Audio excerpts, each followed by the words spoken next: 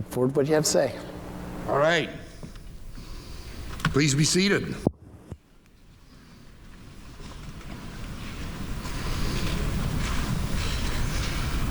Mr. Speaker, Mr. Pro Tem, Mr. President, honored legislators, my fellow constitutional officers, Mr. Chief Justice, and members of the judiciary, my wife Teresa, and your First Lady, our family, friends, and my fellow Idahoans. As Teresa and I begin the final year of my second term as Idaho's 33rd Lieutenant Governor, we are deeply humbled to serve the people of the great state. These past 7 years have only reinforced what we've long known. Idaho and her people are grounded in enduring values. We are independent and innovative. We act with integrity. We approach our lives and our work with unwavering grit. Idaho is evolving. However, through the change, we must commit ourselves to preserving our state as the place where opportunity thrives.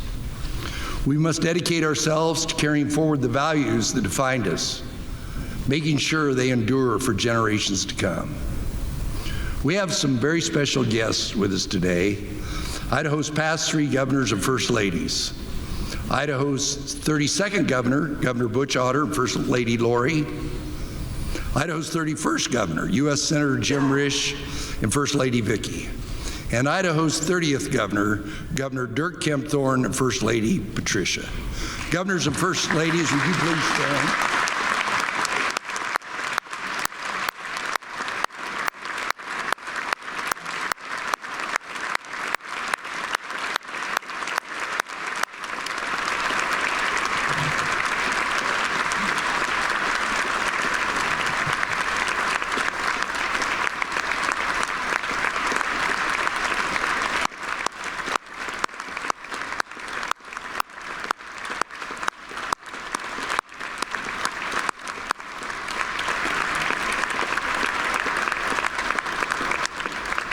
It's great to have you here. I hope I get half that applause. So, these great governors established the foundation of success that Idaho enjoys today.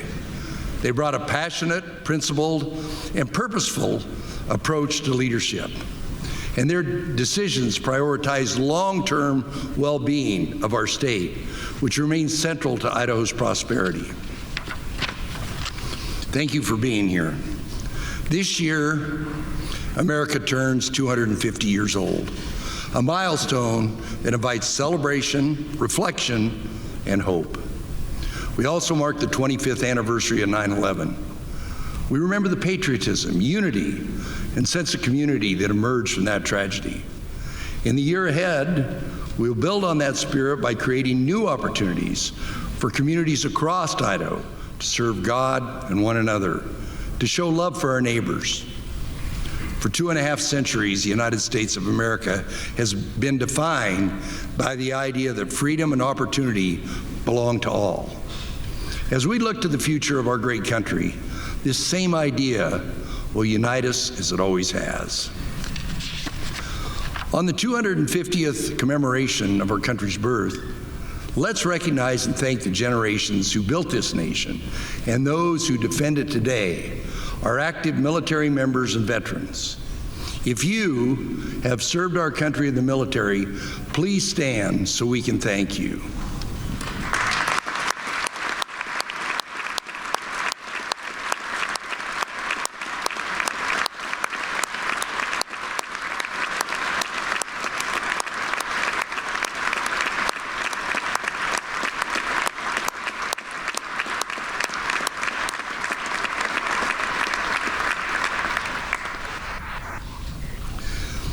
As we kick off the 2026, we reflect on all that has occurred over the past year. And it was an action-packed year. The American people put Donald Trump back in the White House to send shockwaves through our system that needed shaking up. And boy, did he deliver. Washington needed a jolt, and President Trump delivered full voltage. Over the past year, President Trump has reshaped the federal government with a renewed focus on strength and accountability. America's border is finally secure, and President Trump has put forward a pro-American agenda. Last year in the Oval Office, I spoke with President Trump about how Idaho exemplifies his vision of America. We're tough on crime. We protect the unborn.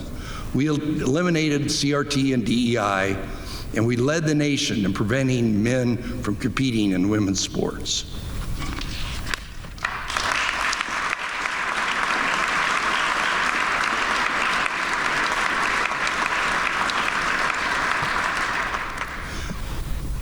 We also talked about how Idaho advances his talent strategy for America through Idaho Launch.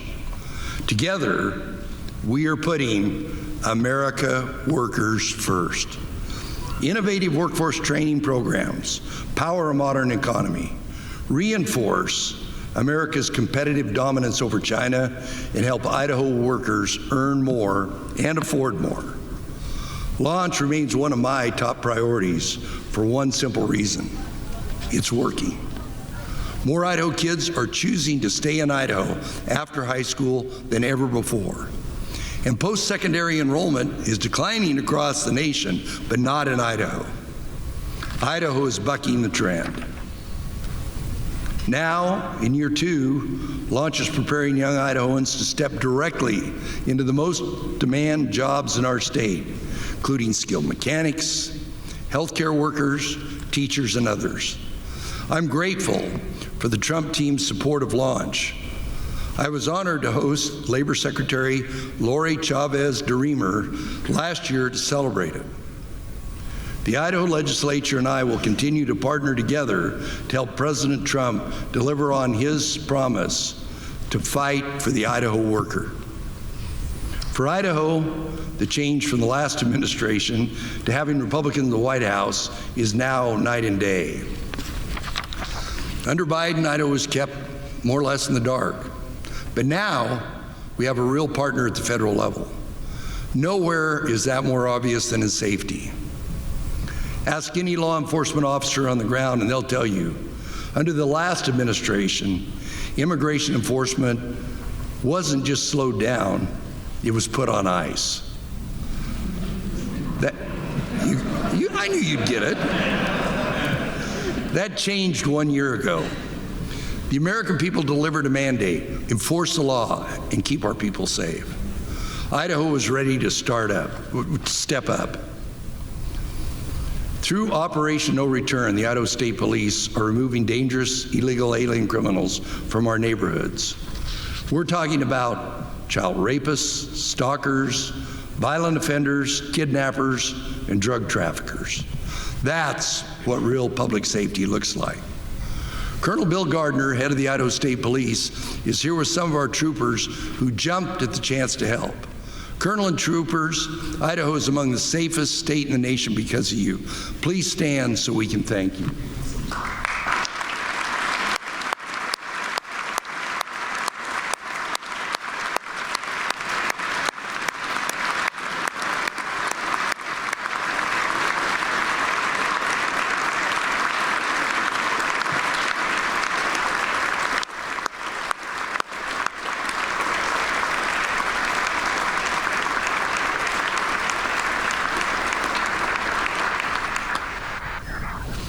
Over the past year, our partnership with the Trump administration is delivering real results in other areas as well.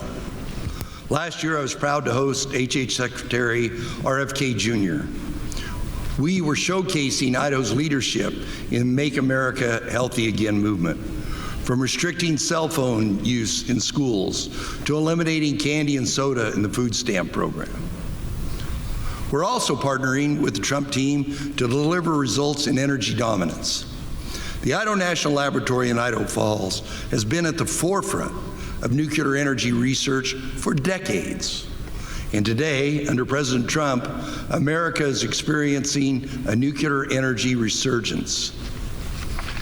We recently hosted Energy Secretary Chris Wright to celebrate the INL's role in strengthening America's competitiveness, boosting energy security, and protecting critical systems from cyber threats. And the INL plays a critical role in supporting the U.S. Navy's mission to safeguard local commerce, reinforce our national defense, and maintain America's dominance over China. We're also delivering results for rural communities through expanded federal partnerships like shared stewardship and Good Neighbor Authority. These flagship agreements better protect Idaho communities from wildfire, revitalize rural Idaho, improve forest health through increased logging and active management. We're delivering a better quality of life for our people through joint efforts to expand access to outdoor recreation, because Idahoans cherish and protect our public lands.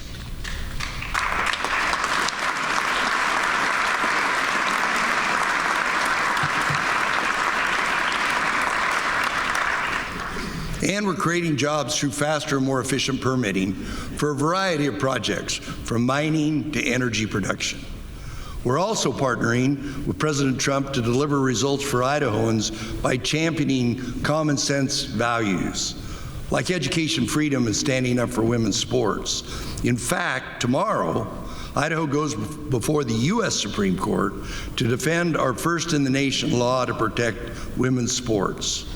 Idaho will continue to lead the rest of the country, and the rest of the country will continue to follow, because common sense still matters.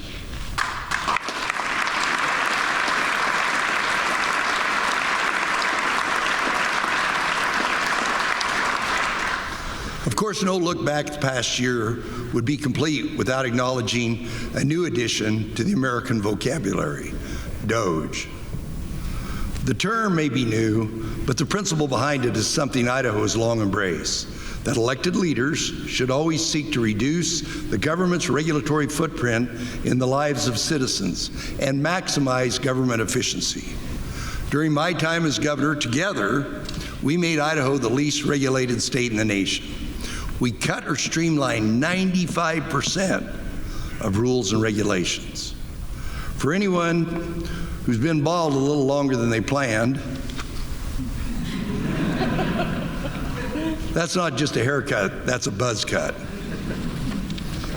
Last year, this body took the next step by passing the Code Cleanup Act, turning our attention and our scissors to state statutes.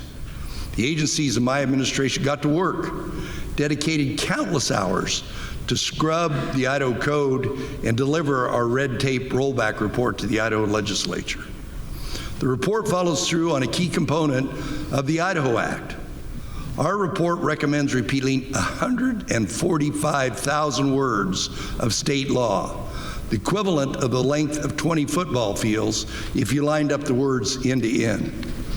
The report provides a roadmap to remove outdated, duplicative, and unnecessary laws. Mr. Pro Tem, Mr.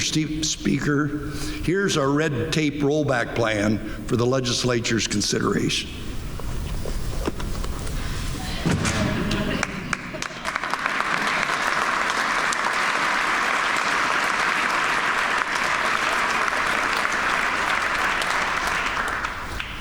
I value the strong collaboration between our two branches as we streamline operations and pursue cost-saving reforms across state agencies. Through my executive order, the Idaho Act, and our work with the legislature, we're driving changes that improve performance. That's because that's what Idahoans expect. I want to thank you, the members of the Idaho legislature, for sharing my zeal for cutting red tape. You codified a practice I established through Executive Order 2020, zero-based regulation, forcing a routine review of rule chapters annually. What was the outcome? Savings of more than $1 million in a state government that is more transparent, easier to navigate, and less burdensome for citizens and businesses. Small business owners don't need a lawyer to read the law. And let's be honest, fewer lawyers in the mix never hurt anybody, except maybe lawyers. Sorry. Looking ahead, we will remain laser-focused on cutting red tape, driving even bolder reforms that fuel economic growth and smarter government. We'll do it with the same sharp, disciplined approach that has proven to work in the past. That spirit of limited, efficient government is woven into our ethos here in Idaho. It is one of the enduring values that will help us navigate the budget pressures before us. A balanced budget isn't just required by the Idaho Constitution, it's the right thing to do. Today, I am delivering my recommendations for fiscal years 26 and 27. 6-7.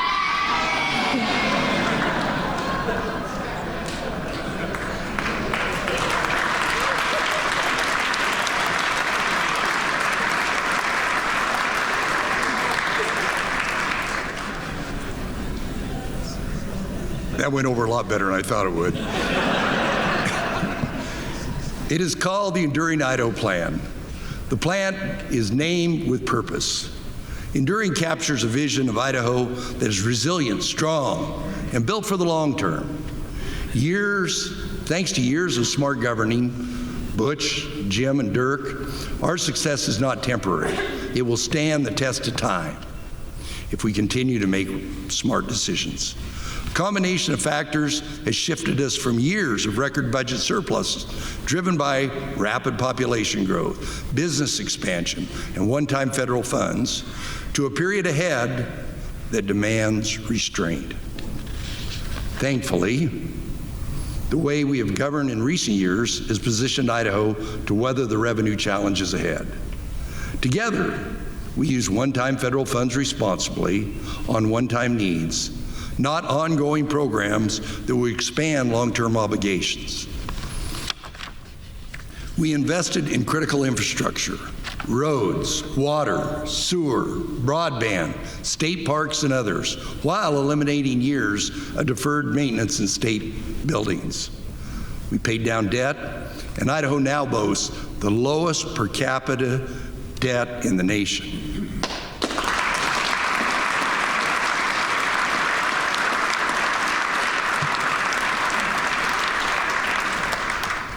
We strengthened our reserves to record levels, earning the coveted AAA credit rating only a handful of states achieve.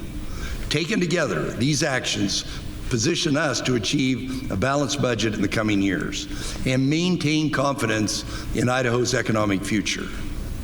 Our Enduring Idaho Plan makes way for Idaho to conform to the Trump tax cuts achieved through the One Big Beautiful Bill. Only President Trump could name a bill that confidently and then make it deliver. Idaho already ranks third in the nation for tax friendliness, but the cost of living remains high. At a time when everything costs more, the Trump tax cuts will provide real relief. They will put more money back in the pockets of Idaho's seniors and working families so they can afford the basics and breathe a little easier. Trump tax cuts will help Idaho compete for jobs and investment and preserve the core principles that I have long advocated for in Idaho's tax system: simple, fair, predictable, and competitive. As we strive to make life more affordable for Idahoans, my plan ensures that resources are in place to deliver those tax cuts for Idahoans. Families and businesses across Idaho are grappling with rising costs, particularly in health care, and states everywhere are feeling the same strain. In Idaho, a fast-growing population adds to that pressure. However, Idaho's approach to balancing the budget stands in stark contrast to our neighbors to the left, the state of Washington. Washington just broke the record for the biggest tax increase in their history. And it is no surprise that Washington business owners who love faith, family, freedom, and keeping more of what they earn are ditching the evergreen state and coming to Idaho. Unlike Washington, Idaho won't raise taxes to balance the state budget. In Idaho, we will right-size spending to match the people's means. Last year, our revenue forecast decreased by 14% in a few months. That change was driven by several factors. A different approach in the legislature to revenue forecasting, historic tax cuts, softer sales tax collections as consumer spending adjusted, and ongoing uncertainty around interest rates in the national economy. Responsible leadership means acting early, not waiting for challenges to grow. That's why we took deliberate steps to right-size spending and identify efficiencies across all agencies. But we were clear on one thing: K-12 schools were not subject to cuts. I sincerely thank our state agency directors and their teams for their dedication to helping balance the state budget.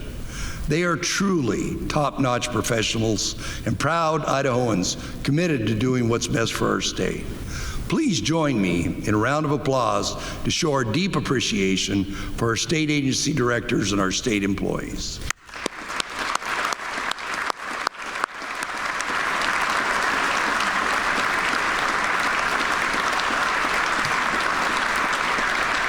That's you, Jennifer. Looking ahead, our Enduring Idaho Plan balances the budget without cutting into public schools. We're going to do it while preserving the things that matter most to our long-term well-being as a state. Here's how. Our plan uses a responsible mix of one-time and ongoing spending reductions to keep the budget structurally sound. Across state government, executive agencies will tighten their belts. We're renegotiating contracts to save money. We're reprioritizing initiatives. We're finding operational efficiencies, and we will make disciplined use of cash balances and interest earnings. All of this serves to limit the impact on Idahoans as we right-size government. Just as importantly, we will protect Idaho's financial foundation. We will keep money in the bank so we can maintain our AAA credit rating. We won't deficit spend, and we won't add new debt like Congress does. Our plan also right-sizes funding for online schools, enhancing accountability and assuring long-term sustainability for this important school choice option for thousands of Idaho families. Folks, some of these budget decisions are tough, but we will emerge stronger in the long run because of them. This is what financial responsibility looks like: planning ahead and living within our means. Our Enduring Idaho Plan was carefully designed with strategy and foresight to protect what matters most, the things that will keep Idaho strong today, tomorrow, and decades to come.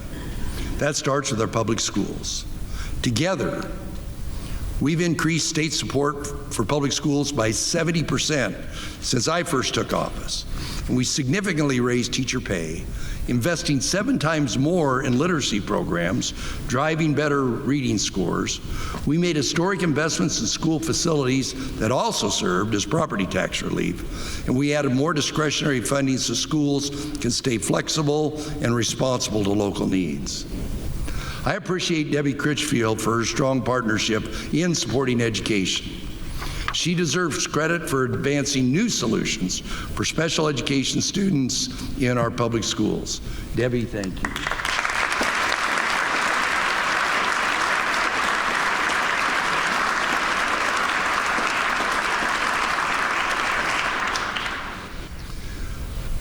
Education has and always will be my top priority. Join us today are students from Eagle Hills Elementary School. They're not just a 6'7" prop.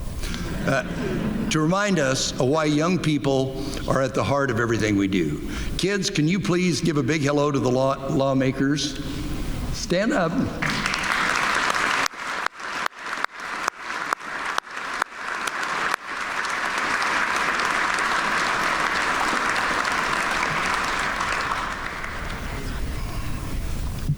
Our Enduring Idaho Plan keeps public schools whole and ensures classroom funding is protected. Idaho's public schools are the heart and soul of our communities, and our children are our future, which is why, even in a year of reduced revenues, schools remain our top priority. A strong economy for Idaho, now and into the future, requires an adaptable workforce. More important than ever in a world where jobs seem to be changing at lightning speed. Our Enduring Idaho plan preserves Idaho launch so that we can support President Trump's goal to expand the working class, the people who drive our economy. The strength of Idaho's future also relies on the vitality of rural communities and the agricultural sector. That's why our plan maintains the water infrastructure investments we fought for last year. The Enduring Idaho plan delivers for our farmers and ranchers and the people who feed and fuel Idaho.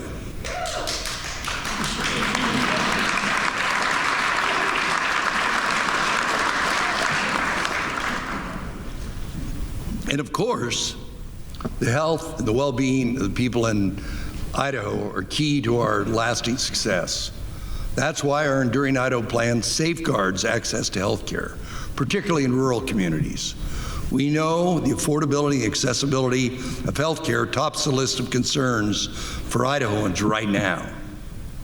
Over the next 5 years, thanks to the leadership and vision of Idaho's congressional delegation, President Trump, Idaho will invest nearly $1 billion federal dollars to improve the access and affordability of rural health care. This investment includes more than $150 million to strengthen the healthcare workforce pipeline serving our rural communities. And through my Enduring Idaho plan, we'll build on the progress we made to address our physician shortage, committing another $1 million to support graduate medical education.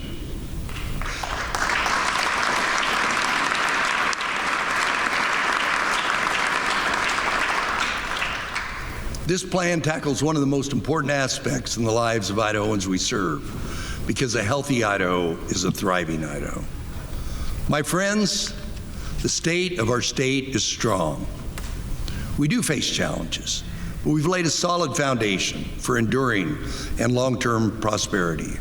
That foundation was built not by today's leaders alone, but by the work of those who came before us. Governor Otter guided Idaho through the most severe economic downturn in a century, reinforcing the proper role of government and drawing a clear line between what's nice and what is necessary. Governor Risch delivered record property tax relief when homeowners badly needed it. And Governor Kempthorne made lasting foundational improvements to Idaho's transportation system. The proof is clear. Idaho's fundamentals remain among the strongest in the nation. Your dollar stretches further here than anywhere else. Our unemployment rate is among the lowest in the nation. We lead in personal income growth, and our economic activity continues to outpace most states, reflecting a diverse and resilient economy. Jobs are growing, and Idaho's healthy business climate remains a magnet for employers, talent, and investment. I've said it before, and I'll say it again. If you're going to bet on any state, bet on Idaho. As we approach the 250th birthday of our great nation, we honor our past as we look boldly to the future. We will roll up our sleeves and get to work for the people of Idaho, guided by our values: grit, faith, family, and freedom. Thank you, and God bless Idaho, and God bless the United States of America.